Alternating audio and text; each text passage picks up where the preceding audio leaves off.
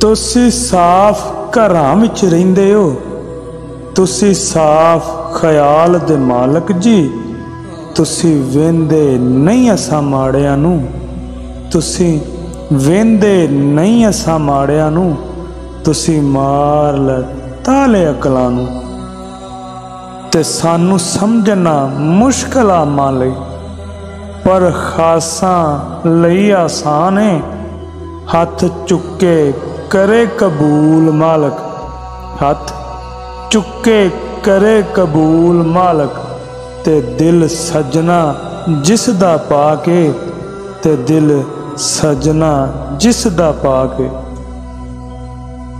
ते ऐसी साडी अज दी पंजाबी पोइटरी। इस तरह की पंजाबी पोइटरी सुनने वास्ते साडा चैनल ताल पंजाब दा सबसक्राइब करो, ते वीडियो में लाइक शेयर करो, ते खुश रहा करो, आबाद रहा करो।